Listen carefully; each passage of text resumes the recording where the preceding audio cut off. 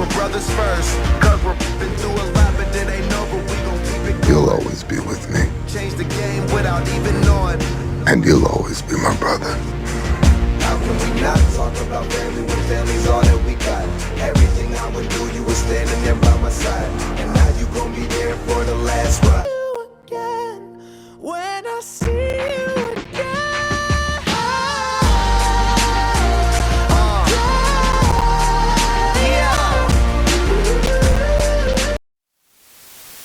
Getting close to the end of the game.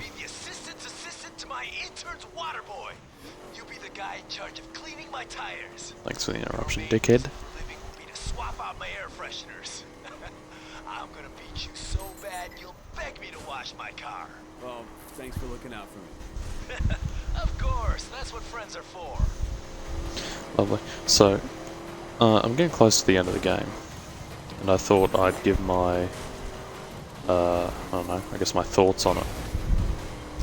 Because, I mean, not only am I getting close to the end of the game myself, but the game's tenure is getting close to the end. It's, I believe it goes offline in March, the end of March, and the crew is an online only, it's an online based game. So once the servers are, Jesus Christ, once the servers are offline, that's it, you know, there's no playing the game, no single player, no nothing. Currently, it's delisted, so if you don't already own the game, you have to either find a physical copy or you son of a bitch. Wow. What a cunt. Thought I'd make people aware of it if you weren't already. Online only games are bullshit. That's my opinion on them. Because once the servers are gone, the game's gone. You can't play it, even if you own it. There's no way to have a single player component. It's all relied on the servers, which is just a bullshit way to do things, I think. I really have been enjoying this game at times. The biggest stuff I do like is the map, actually. I do find it at times, though, to be, I guess annoying to travel would be the right word, because the map is the whole of North, I should just say the USA. The whole US is kind of like compacted in this map. You know, there's some omissions of certain cities, of course, and it's got a lot of major ones, but for the most part, that's what it touts. The world map is America.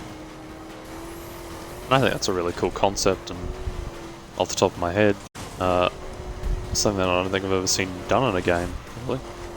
But with that comes the detriment of it feeling too large at times.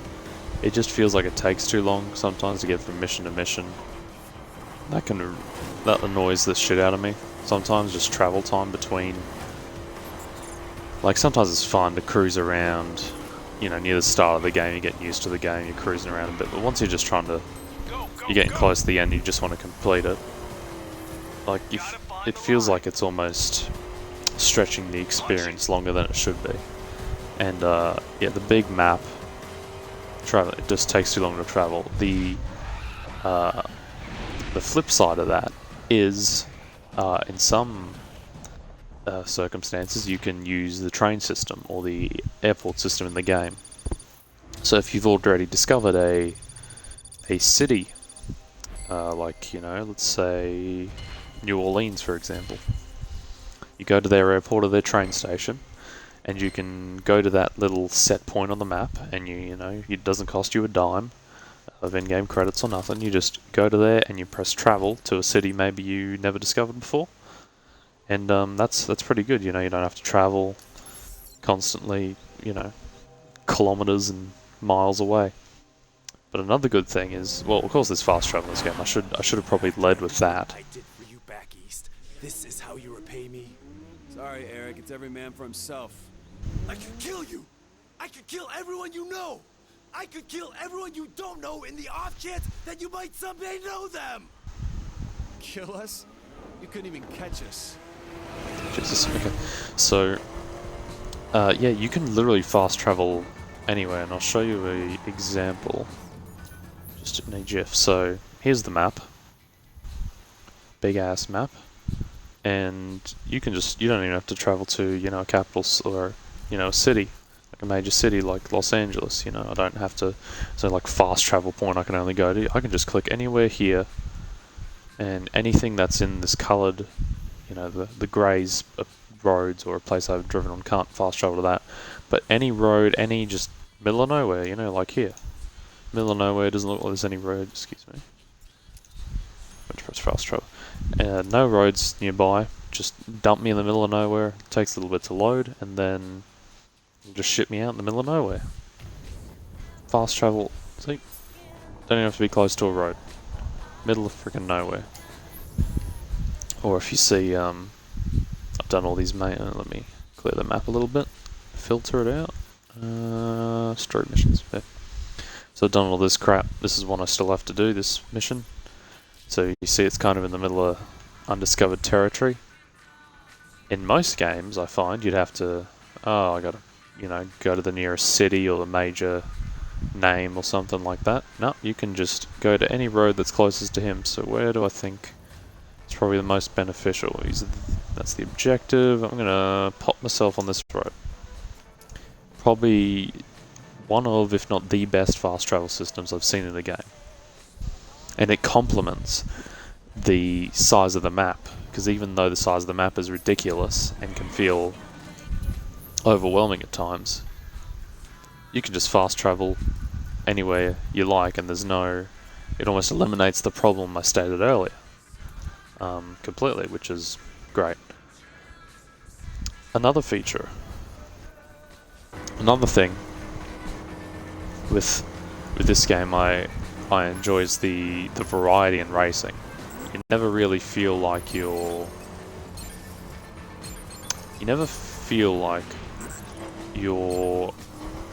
constantly racing the same car, racing the same track. It doesn't feel too grindy. It doesn't force you to, oh crap, I got to get to the next level to do the next race.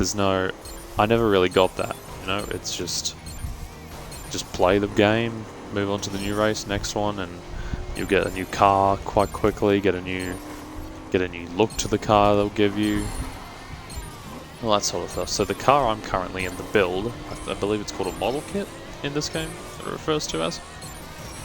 It's a silver? I got a silver name. So this is a raid spec, so this is pretty much mostly all off-track, not even dirt track, just all completely off-road, just, you know, where there ain't a road, this is where it's best to drive with. Whereas you get some of the, you know, you go to a tuners, they give you different kits and customize the car way you like, and you need them for certain races once you go to new regions. You know, as the game progresses, the map opens up more and you need different specs of car. The final one you get, I believe, I don't remember the exact name, but it's pretty much sports cars, and that's Los Angeles based. Then early in the game it's street racing, very Need for Speed-esque in that way. Not the fastest cars, but they're quite fun to, you got some minor drifting and tight corners and stuff like that, you know, very Need for Speed-esque, as I said, and they're probably some of my favourite games, the old Need for Speeds. Whereas I feel like a lot of the modern Need for Speeds, I mean, they lost a bit of their shine.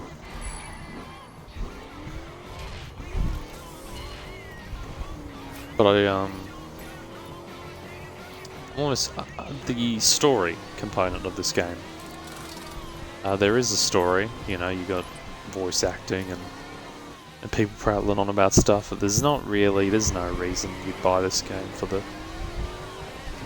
story. It's fine. It exists. You know, that's all I'll say on it. It's fine. I don't care for this main character, Alex. I don't care really for his problems. You're here for like a fun arcade racer that you can play with your mates, because the game's very much based around multiplayer and as it's an online game only, so it really wants you to play it with a group of mates, a crew, if you will. One of our planes out of Nevada had to drop its shipment over Napa Valley. Loose product isn't good for business. You want to secure your spot in the next round? Collect it. Now. With a crew, for instance, I mean that's indicated by the achievements, right? Like you look at the achievements and they're all based on play this type of game mode with so-and-so friends or stuff like that. I normally find that a good indicator as how the game wants you to play almost. What kind of play style or something. I find games games often reveal that almost in achievements and trophies and whatnot. But yeah, I wanted to just give a quick, I guess, spotlight to this game because I only just started. You know, I was a couple, maybe even 3 weeks ago, let's say, when I heard the news about it going offline in about a month or two time, and oh shit, I gotta get around playing that. I own it, and yeah, I didn't. It's a shame. Even if I think overall I do enjoy this game, but I find it a bit. You're not going to get much out of it unless you got mates. But that seems like a lot of I don't know, modern racing games. Is there's not much of a single player component that's drawing you in. It's the multiplayer. It's the fucking around with your mates, doing stupid stunts and fucking around in the open world. But yeah, no matter if I think this game's a bit average, which I do, it's fine. It's not terrible. It's not great. I don't think it'll be. I don't think it'll be. What would you call it? It won't be a travesty that is going offline, but I wouldn't wish that for any game. I think that's stupid. People have paid for this game.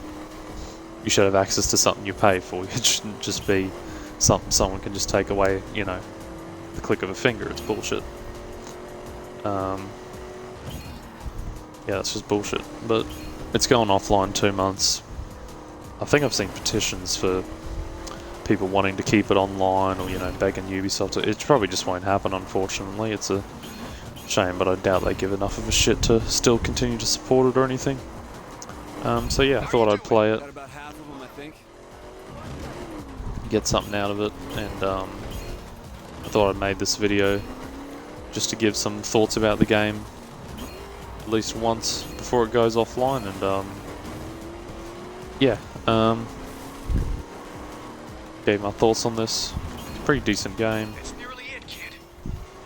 It's a shame that it'll go offline, and people who sunk hours into this and love this game won't ever be able to play it again. That's just bullshit. I wish, game companies wouldn't do that sort of thing, but oh well. It's just what happens, I guess. How the world turns and all that, whatever. It's bullshit. Anyway, I'll end it there. Just wanted some brief thoughts, kind of wanted to vent a bit about just how bullshit that is. Taking people's games away, pretty much. Just, you've bought it with your own money, you should own it. And they shouldn't just be able to take it away from you because it's online only. So yeah. That's all for me venting today. I'll see you in the next video or something, hopefully. Goodbye.